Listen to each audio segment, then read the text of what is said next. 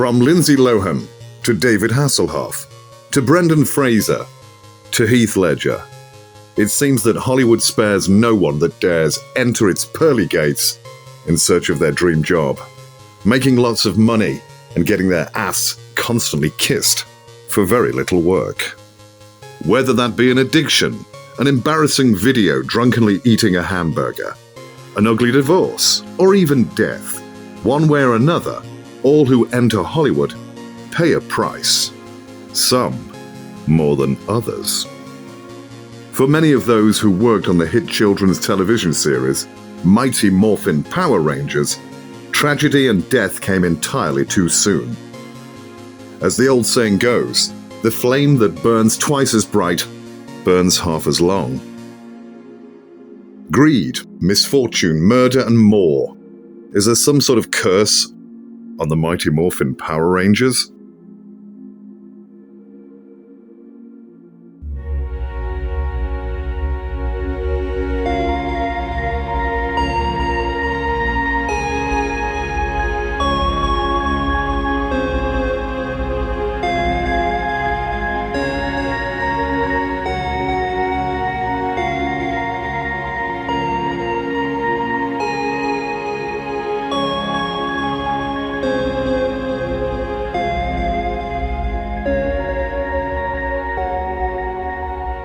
Welcome back to episode number 32 of Super Mystery Bros. And back with me again is the Pink Shoelace Ranger, Kyle. Kyle, how are you, man? I'm doing good. I'm glad you remember about the pink shoelace. How could I forget? You got anything to say up front? I do not believe so.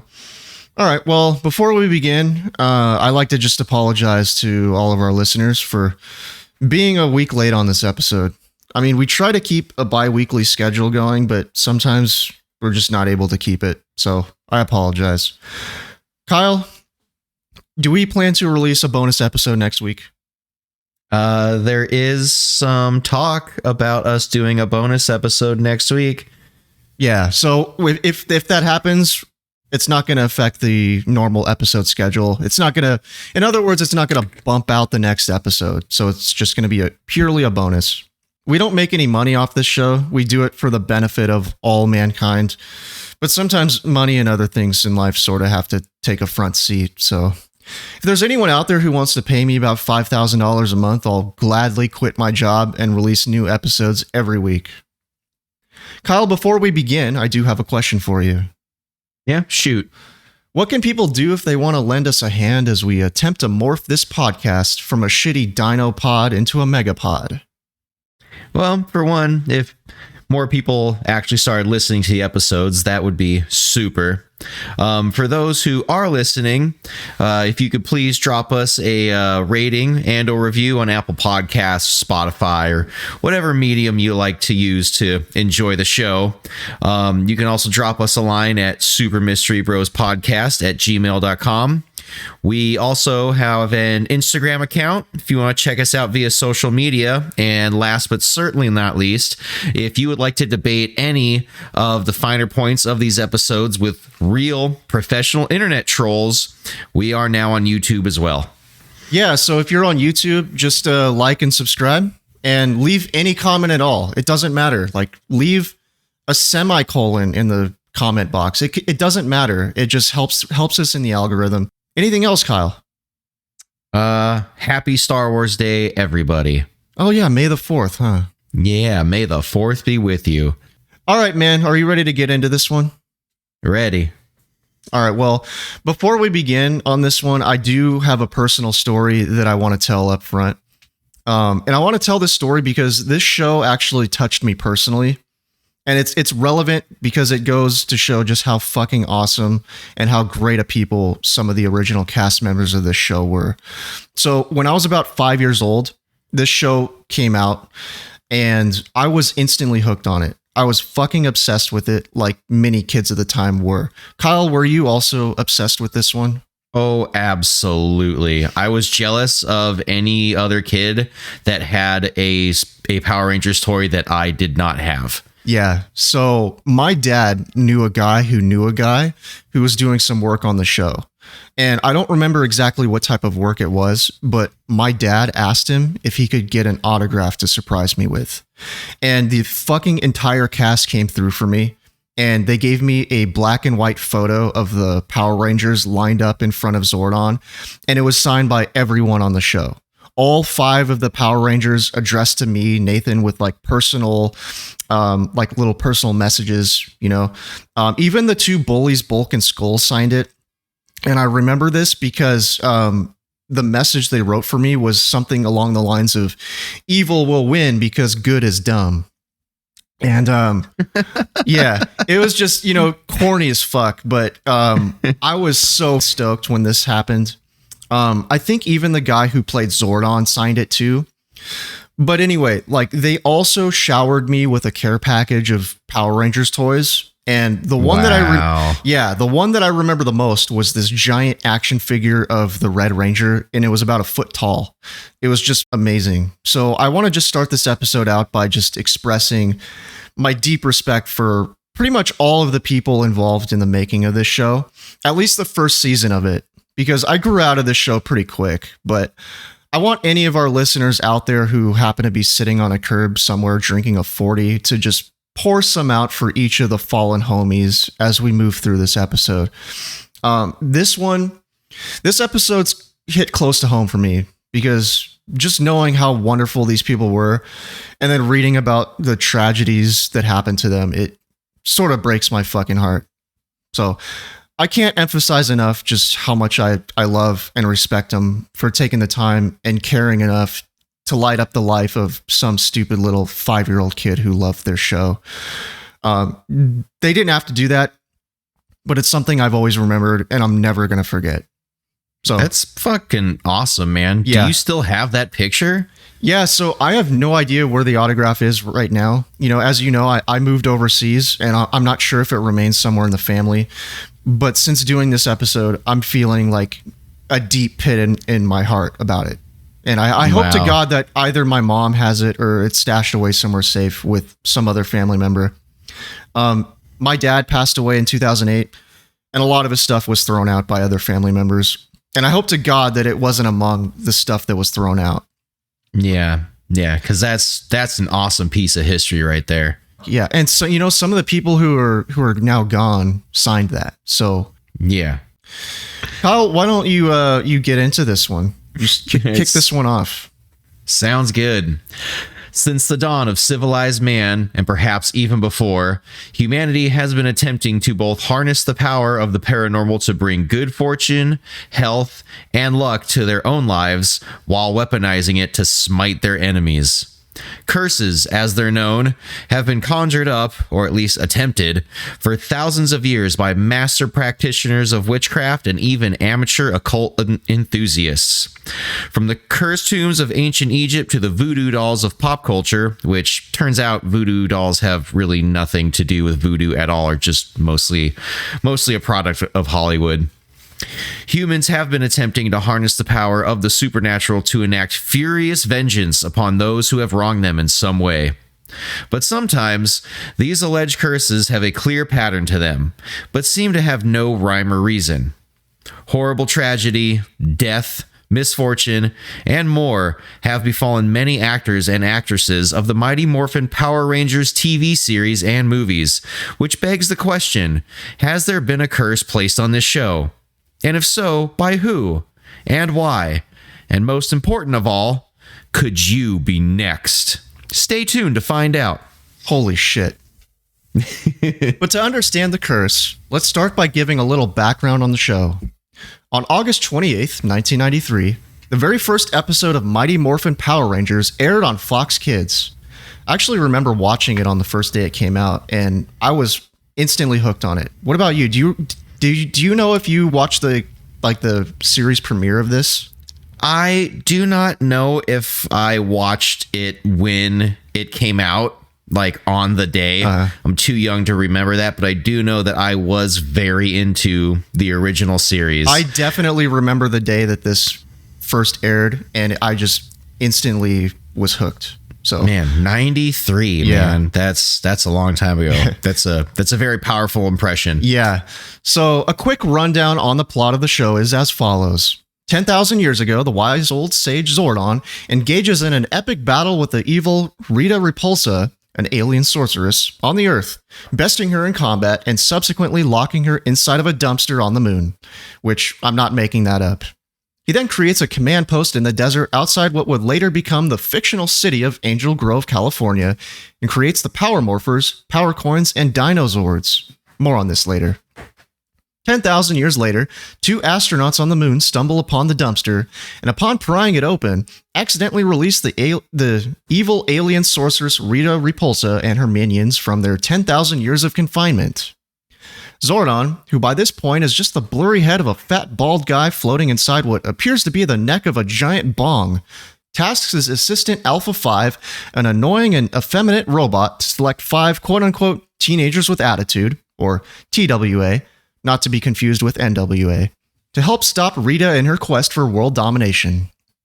The teens selected are Jason Lee Scott, the Red Ranger, Zach Taylor, the Black Ranger, Kimberly Hart, the Pink Ranger, Trini Kwan, the Yellow Ranger, and Billy Cranston, the Blue Ranger. And Zordon bestows upon them the Power Morphers, Power Coins, and Dinozords to help them in their fight against Rita and her minions, the Putties, who look like humans dressed in skin-tight gray suits that make turkey noises as they fight the Power Rangers and always get their asses easily handed to them. Kyle, give me your best impression of a putty. It's pretty fucking good, man. Right? The Power Rangers also have Zords, which are animal-based fighting vehicles. The Red Ranger has a T-Rex, the Yellow Ranger has a saber-toothed tiger, the Pink Ranger has the pterodactyl, the Blue Ranger has the Triceratops, and the Black Ranger has the Mastodon. And through their powers combined, they can come together to form the Megazord, which is a giant-ass battle robot. One of the rules they must follow is that they must keep their identity secret. No one should know that they are the Power Rangers, or else they will lose their powers. Allegedly. When the 5 teenagers aren't fighting Rita and her putty minions, they're often seen being bullied in school by the dumb punks Bulk and Skull, who are constantly hitting on Trini and Kimberly, respectively, without having any clue that they're secretly the Power Rangers. The series deals with epic battles, martial arts fight scenes, big-ass battle robots, cringy comic relief, and 90s teenagers and their stupid problems. So speaking of big-ass battle robots, which Zord was your favorite Zord? Like, which individual piece, which dinosaur was your favorite? Oh, dude, I was all about the Red Ranger. And the reason is just by default, because, like, I don't know, I just latched onto the Red Ranger. The T-Rex was, like, the coolest one to me. So, obviously, that's who I wanted to be when I grew up. Yeah, you and everyone else. Exactly. Everyone wants to be surprise the there. main character. Yeah, the main character in the coolest color, in the T-Rex, the coolest dinosaur. Yeah, exactly. Yeah. I'll admit, I think my favorite was the Triceratops because it was a tank. It was actually a tank, right? And I think the horns were like cannons. Mm-hmm. So like it seemed like the only Zord that could actually hold its own if it didn't form up to be a Megazord. They could shoot those I think it could shoot those like grappling hook things onto enemies and like pull it down to the ground too. Yeah. Anyway, moving on here. Most of the fight scenes of the Power Rangers were adapted from footage from the Japanese TV series Kyoryu Sentai Zuyu Ranger. I hope I'm pronouncing that right, which breaks my heart as I read that on Wikipedia. My entire childhood was a fucking lie. Even Rita Repulsa was played by a Japanese actress from the other show, and whose voice was entirely dubbed over in English, seemingly unaware at the time that footage of her character was going to be recycled into a completely unrelated American children's TV show. That's about it for the first season, though. There are like 30 seasons of this shit now, and there's no way I'm going over all of them, but that's the genesis of the show in a nutshell. The show was an overnight sensation and became a pillar of the 90s pop culture community. Action figures, Halloween costumes, and other crap began flying off the shelves in Toys R Us's across the nation. The creators of the show were undoubtedly making money hand over fist. However, a dark black cloud would linger over an endless ocean of green, as many of those involved in the show began to meet with horrific fates, untimely deaths, tragic accidents, greed, murder, mayhem, and more, causing many to wonder, there was some sort of supernatural work at play, as it seems statistically too high for it to be mere coincidence. The first rumblings of trouble with the show started with David Yost, who played Billy Cranston, the original Blue Ranger, who abruptly left the show in 1996, later revealing in a 2010 interview that he walked off set during lunch one day after he had been called a quote-unquote fat one too many times by creators, producers, writers, and directors. Whoa, man, you dropped an F-bomb on this show? Yeah, I did. Got to be careful with that. Yeah. That's why I quoted it. It was quoted right here in front of me. Yeah, just for the record, that's not Kyle calling him that, so don't come at us, bro. I would never, bro. Yeah. All right. Continuing on with the quotes. Quote, "It's not that people can't talk about me and have their opinion about me, but continuing to work in an environment like that is really difficult. And I myself was struggling with who I was or what I was. And to be made fun of on some level, or to be stereotyped or put into a category, basically I just felt like I was continually being told I'm not worthy of being here, of being where I am, because I am quote unquote a gay person and I'm not supposed to be an actor and you can't be a superhero," end quote. According to Entertainment Weekly, Yost even checked himself into gay conversion therapy shortly after. Quote, "I put myself through conversion therapy because I didn't want to be gay. And I really struggled with it," says Yost. "And unfortunately, I had a nervous breakdown and I checked into a hospital for 5 weeks and sort of had to start the process of learning to accept myself, which was very difficult. It took me many years after the fact," end quote. Yost would later accept his sexuality and move on with his life as an openly gay man. Despite leaving the show on sour terms, David Yost returned to his rightful role as the Blue Ranger Billy Cranston in the 2023 Netflix movie Power Rangers Once and Always, and the 2023 reboot of the series Power Rangers Cosmic Fury. Wow, man. Yeah. What do you want to say about that? You know, I just want to say, you know, people are people, you know. Even in 1996, man, that's kind of fucked up. I mean, the 90s were a different time, definitely, but even in 96, dude, that's kind of fucked up. Yeah. Yeah, I feel bad for David, dude. That's pretty rough. Like, being gay and being told that that's not okay, so you go to anti-gay conversion therapy to turn you straight, which is, it doesn't work. It's not a real thing. Yeah. You know, but it's good to know that he is now, you know, he's now accepted his sexuality. He's not hiding it or fighting it anymore. Yeah. Anyway, moving on here. The first notable mention involving the curse, although not a direct link, appears to involve the Black Ranger Zack, played by the African-American actor Walter Jones, who has been known to fight putties breakdance style and cause the fight sequence music to morph into hip-hop style as he does it, which sounds kind of racist to me, man. It might be. It was discovered that he was missing the middle finger on his left hand, and rumors began to swirl that he met with an accident while on set. However, it was later confirmed that he had lost it in some sort of accident at the age of 4. So this isn't part of the curse per se, but it is an honorable mention. I never noticed that, by the way. Me neither.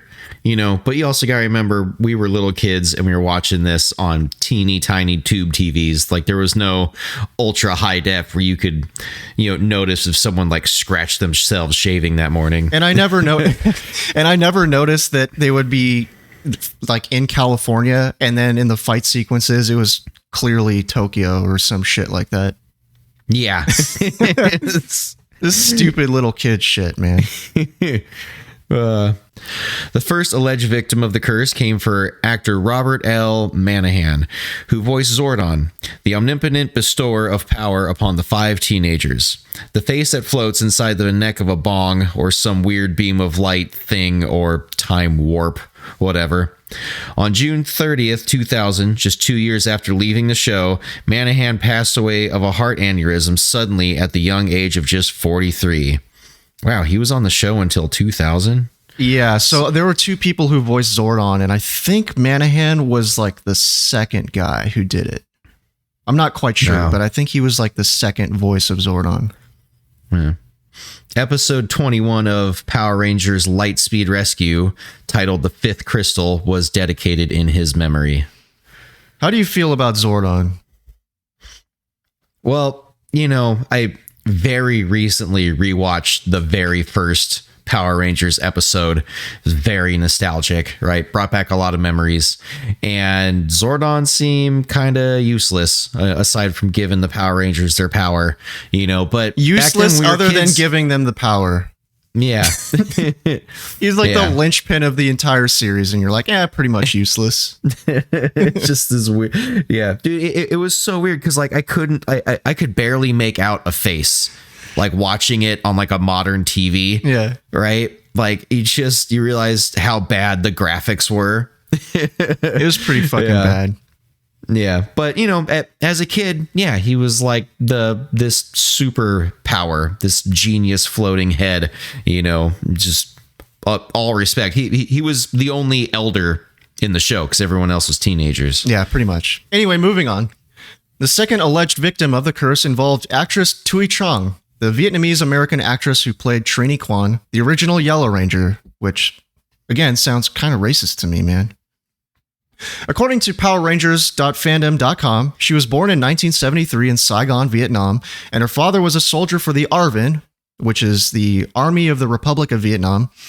But once the North overran the South, he was granted political asylum by the U.S. in 1975, and in 1979, the rest of the family, including Thuy, her mother, 2 brothers, and a sister, fled the country aboard a cargo ship to Hong Kong. Thuy was very ill during the journey, and she barely survived, only to end up living in a Hong Kong detention camp for a year before asylum was finally granted to her family in 1980, reuniting in Little Saigon, California. When she was 18, her father died of cancer, and her plan was to go to college to study engineering at UC Irvine, but her plans changed when a talent scout found her in 1992. She starred in TV commercials and advertisements before landing the role of Trini Quan in the Power Rangers, which she starred in for a season and a half before leaving due to what is rumored to be pay reasons. However, about 8 years after her role as Trini Quan, tragedy would strike. On September 3rd, 2001, Trang was traveling as a passenger in her car with her friends on the 5 freeway traveling between San Francisco and Los Angeles. She was to be the bridesmaid to Angela Rockwood, former wife of 21 Jump Street's Dustin Nguyen, when the driver of the car lost control as she drove over some gravel, swerving violently across the road before slamming into the roadside rock face and flipping several times before then plunging down an embankment.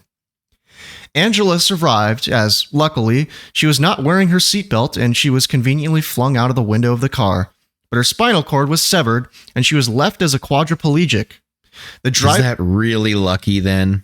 Well, she escaped with her life. What's left of it? I guess, man. That sucks, but still.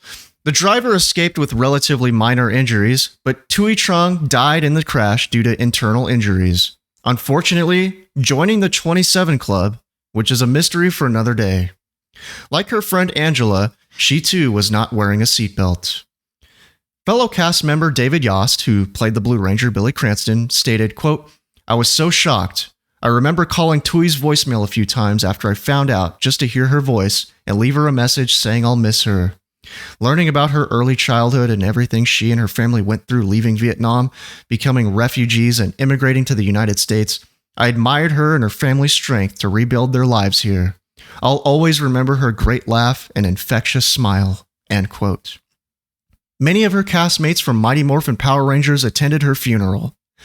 In 2023, the special Mighty Morphin Power Rangers Once and Always was dedicated in her honor, with Trang's character being spiritually passed on and Trini's daughter Min Quan, portrayed by Charlie Kirsch. That's actually pretty fucking cool that they kept her legacy alive by giving her character a daughter in the future of the series, Absolutely. Yeah, she had a fucking amazing life and overcame a lot of odds only to die in one of the fucking dumbest car accidents I've ever heard of, man. It fucking sucks. Yeah. The actor who played the Green Ranger Tommy, Jason David Frank, was unable to attend Thui's funeral due to a different tragedy that struck him simultaneously. His older brother Eric died of an unspecified illness at the age of 29. Eric had played the long-lost brother of Tommy in Power Rangers Zeo. So in other words, the actor's real brother played the character's brother, and then he too suddenly passed away at roughly the same time that Tui did. Also more on Jason David Frank later. Skylar Julius DeLeon, who is a child actor who appeared in Mighty Morphin Power Rangers as an uncredited extra back in the early days of the show, committed one of the most heinous crimes imaginable. In 2009, Skylar was convicted in the 2004 murders of Thomas and Jackie Hawks, a couple from Prescott, Arizona, and is currently sitting on death row. According to Wikipedia, Thomas Hawks was a retired probation officer and bodybuilder. He and his second wife Jackie owned a 55-foot yacht, the Well-Deserved, which they treated as their permanent home and on which they sailed for 2 years around the Pacific Ocean and the Gulf of California. In 2004, they decided to sell their yacht and set up a home in Newport Harbor to be closer to their grandchild. Their advertisement for the yacht sale was answered in November by Skylar DeLeon. The couple was initially cautious of DeLeon, but they became more receptive when DeLeon's then pregnant wife Jennifer and their other child came to the meeting. The Hawks were last seen alive on the morning of November 15th, 2004, heading out of the harbor. The yacht returned, but they did not. Neither body has ever been recovered. This episode's about the Power Rangers, not the brutal killing of Thomas and Jackie Hawks, so you can do your own research if you want, whenever you want. But Skylar has since cut off his penis in prison with a razor blade and is now claiming to be a woman. What a fucking champion. Yeah, that guy sounds like he's got real issues. Yeah, I just want to point out here that this comes kind of from the top of my dome, but I remember watching a show like Dateline or something that covered this case. And basically what happened was that Skylar and two other men went out on the boat with the couple for like a test drive, basically. And then the group just kind of like took over with weapons and stuff. And they tied them both to an anchor and just threw them overboard. Just ice cold. Wow. Yeah. Anyway, moving on here. In March of 2006, Bob Pappenbrook, a fellow San Diegan, who lent his voice to several characters on the show, including Rito Rivolto, the younger brother of Rita Repulsa, died at the age of 50 from chronic lung complications. He is survived by his son Bryce, who is also a voice actor. It's been so long, I don't really remember that character, do you? No. Then Machiko Soga, the Japanese actress who unwittingly played Rita Repulsa, revealed in 2005 that she had been battling pancreatic cancer for the last 2 years. And then in May of 2006, she was found dead in her home by a friend who came to visit her. She was 68 years old. So basically, the voice actor who played her evil brother died in March, and then she herself died about 7 weeks later. Yeah. Coincidence? You decide. Yeah, maybe. I mean, that's really weird because the actual Japanese actress wasn't, doing what she was doing for the Power Rangers. Yeah, she was just doing it for. Yeah, her show was like being recycled into the Power Rangers. Yeah. Also in 2006, in September of that year, the actor Edward Albert, who played Mr. Collins, the Red Ranger's dad in Power Rangers Time Force, died of lung cancer at the age of 55, only a few months after being diagnosed. Yeah. On December 30th. Yeah, so hold on. I just want to say, like, another lung-related death here. Yeah. On December 30th, 2008. Oh, hold on. By the way, man, I read this online, but the Escondido Canyon was renamed in his honor to the Edward Albert Escondido Trail and Waterfalls. And this was due to him being like an advocate of the environment and the rights of Native Americans. So wow. I thought that was kind of interesting, kind of a local tie to us. Yeah, that's pretty cool. Yeah. On December 30th, 2008, Richard Janelle, who was the actor who played Ernie, the owner of the Angel Grove Youth Center that the teenagers would hang out at, passed away from a sudden heart attack at the age of just 47. Everybody loved Ernie, damn it. In 2010, PETA Rudder, the New Zealand-born actress who played the White Mystic Ranger Udana in the 2006 series Power Rangers Mystic Force, died of a brain tumor at the age of just 50.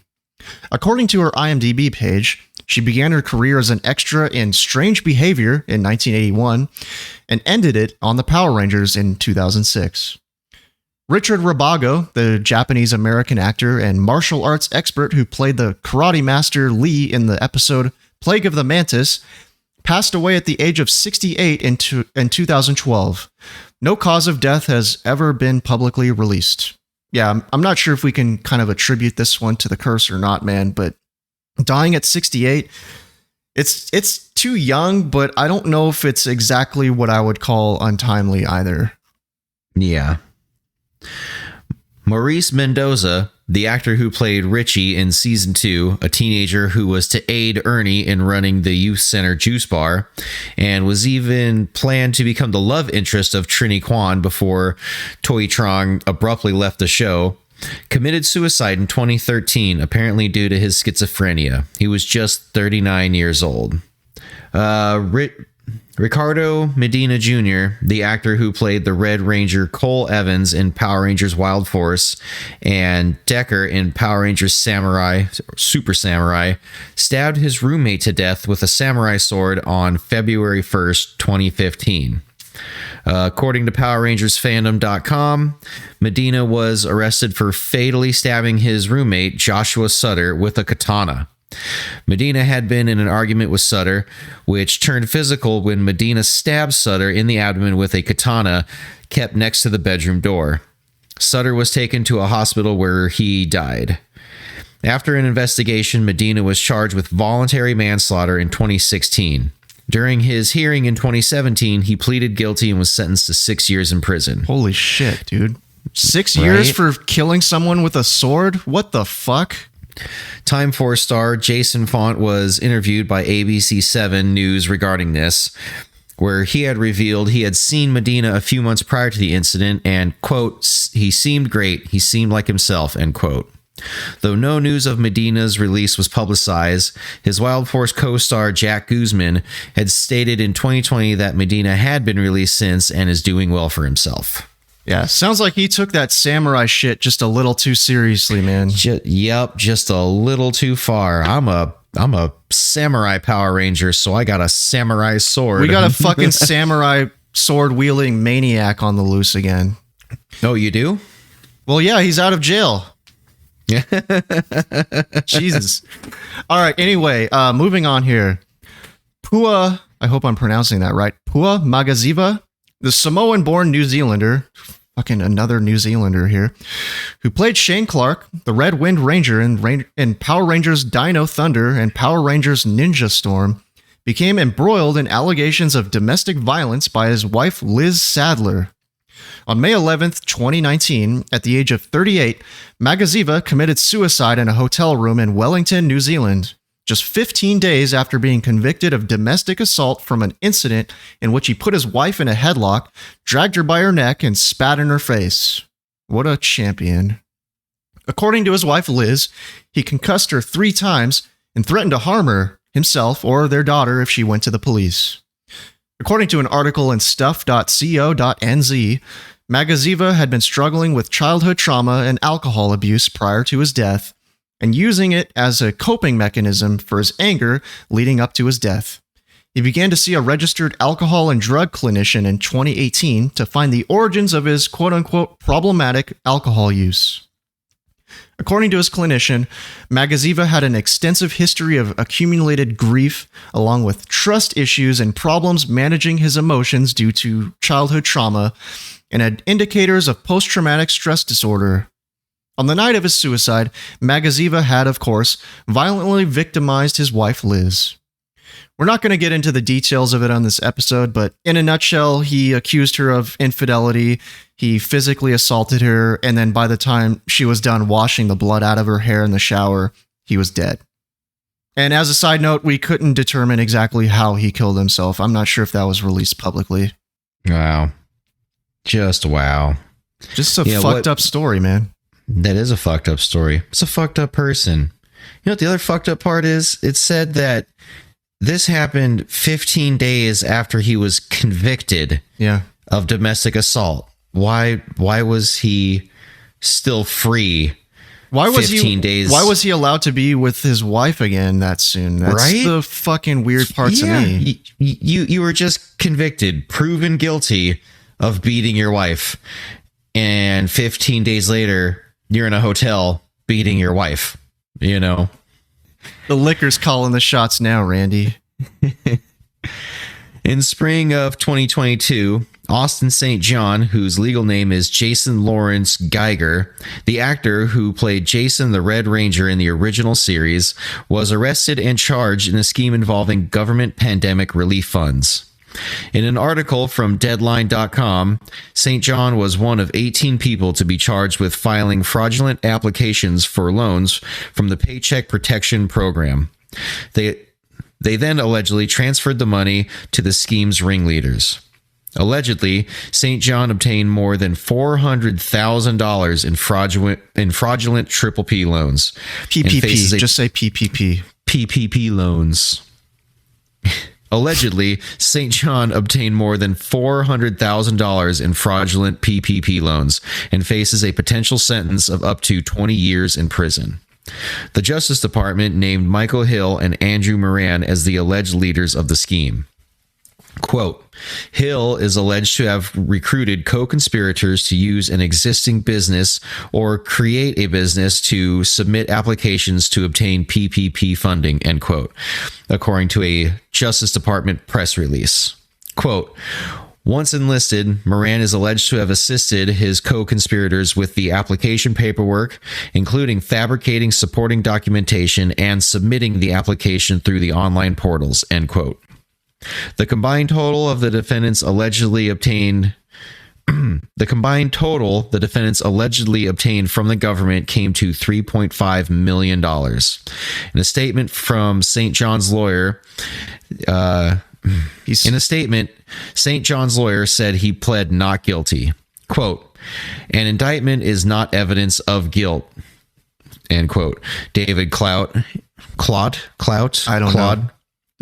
A lawyer representing St. John said, quote, all defendants are presumed innocent and Mr. St. John intends to vigorously defend himself against this allegation, end quote.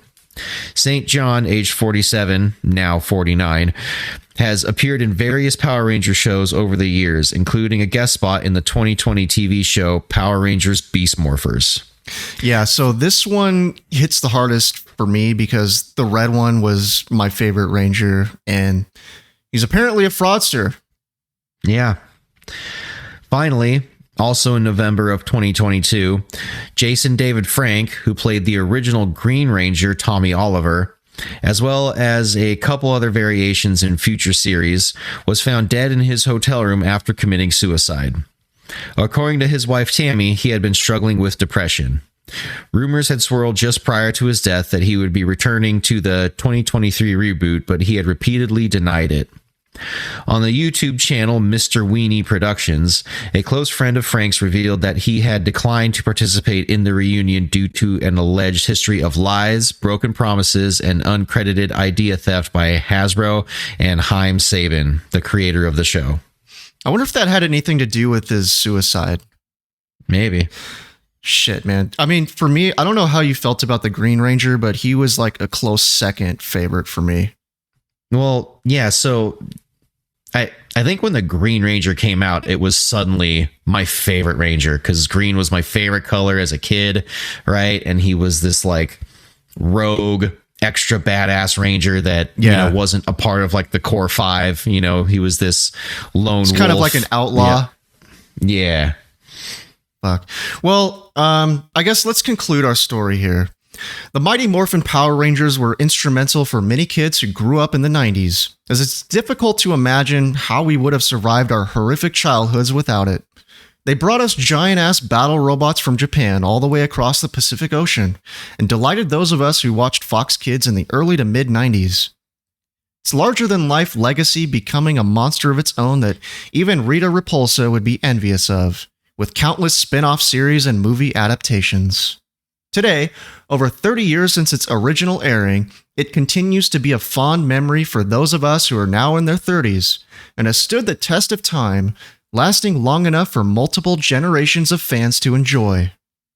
But despite the fond memories, a deadly curse may be lingering over the show, inflicting tragedy upon so many of those who are involved in it. But is it really a curse or just a coincidence? All right, man, are you ready to try and solve this sumbitch once and for all? I am ready. Do you have any thoughts about this one, man? Because I am fucking stumped.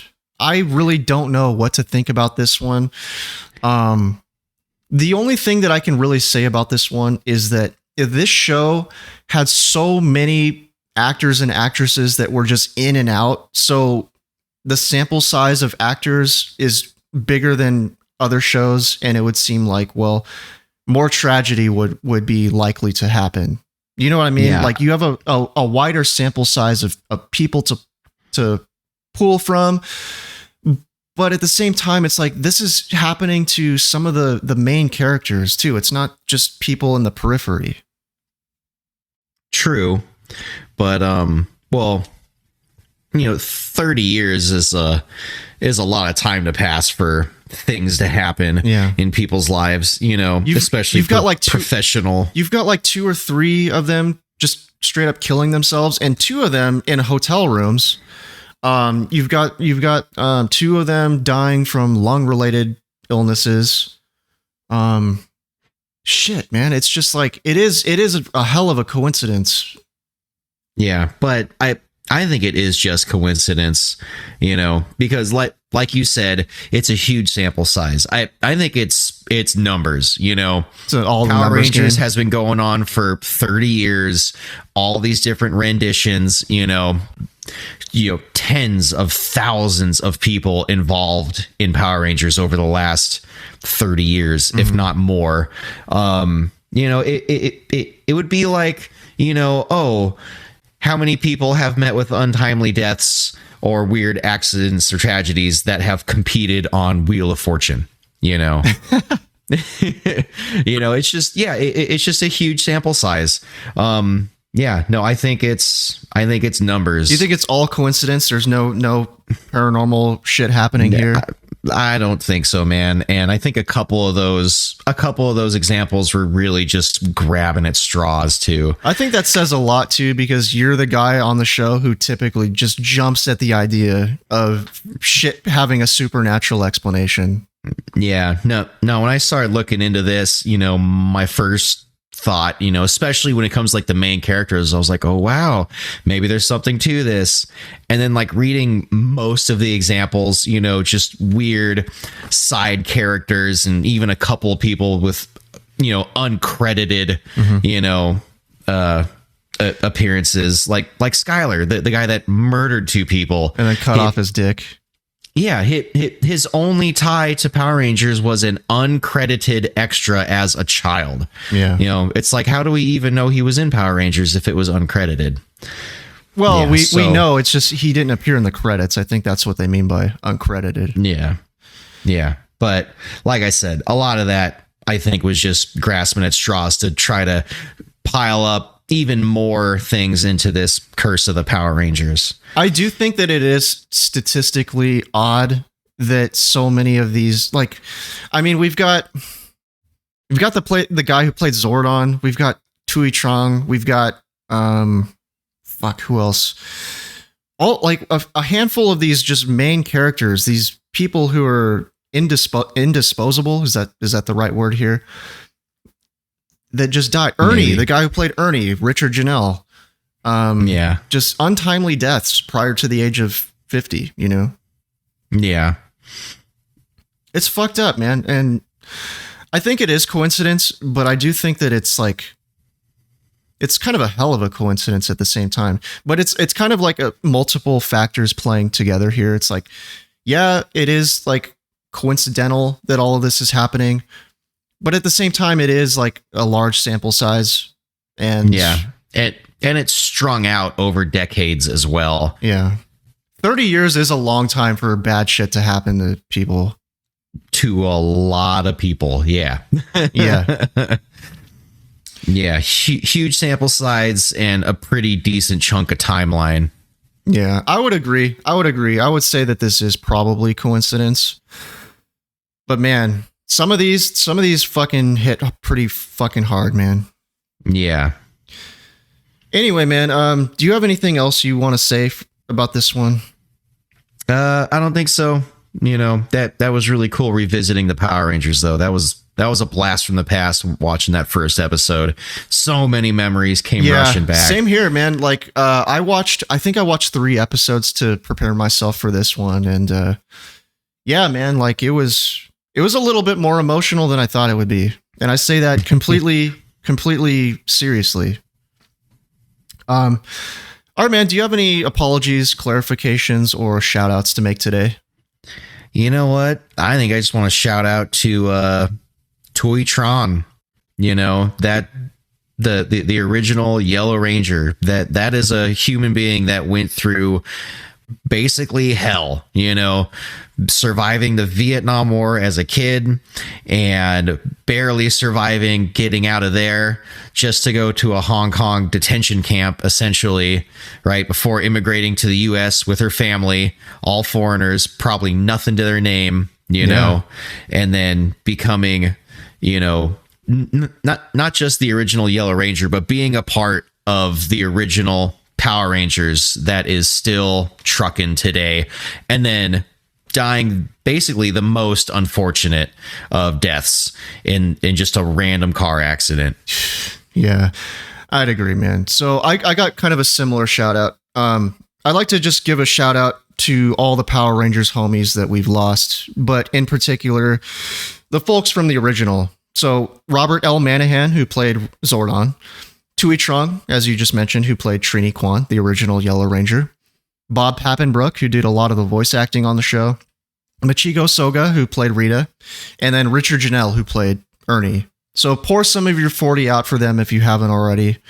They may be gone, but they're forever in our hearts. Secondly, I'd like to just give a quick shout out to the Washbrook Show for recording the voiceover for our intro on this episode. So go seek out his wisdom on YouTube, TikTok, and Instagram. Lastly, this doesn't really fit exactly into the normal apologies, shoutouts, clarification section, but I'd like to just take a moment to talk directly to Austin St. John, the actor who played the original Red Ranger in the series, who later allegedly defrauded us, the taxpayers, out of pandemic relief funds. Because I know he's out there somewhere listening to this. So what I'd like is for everyone who is not Austin St. John to please turn your volume all the way down for a couple minutes or so, and I'll tell you when you can turn it back up. All right, volume is down, right? All right, good. Am I missing something here or what, Austin? I don't get it. I don't understand this. You were my hero. I had you and Tui and David on my TV screen countless times. After school, Thanksgiving, birthdays. I trusted you, you bastard.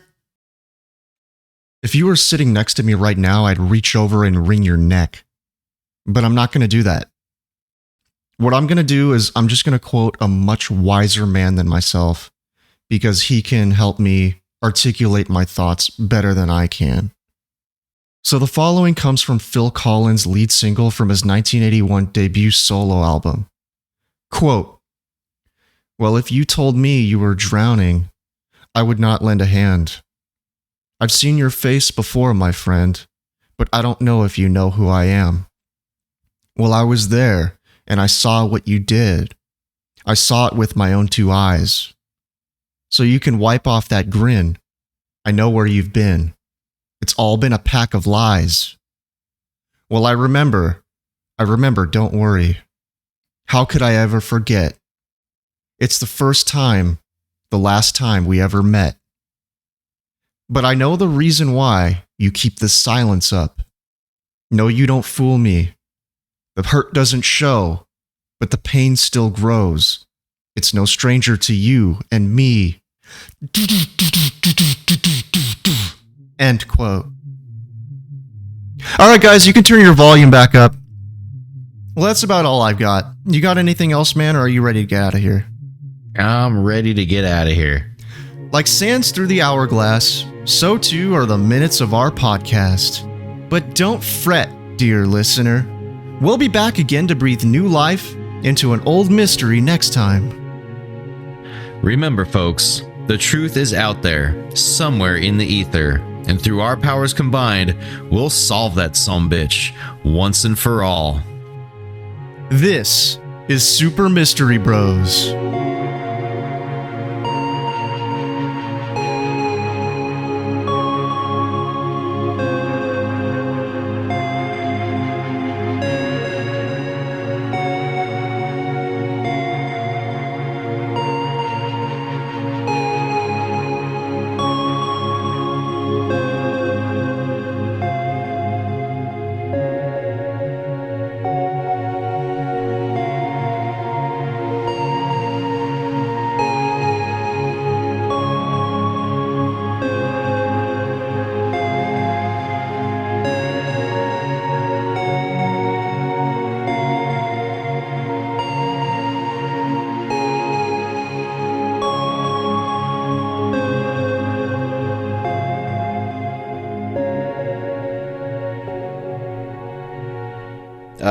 Just a heads up, I did eat Taco Bell today, so there is a slight chance that I might have to just stop the episode dead in its tracks before I shit myself.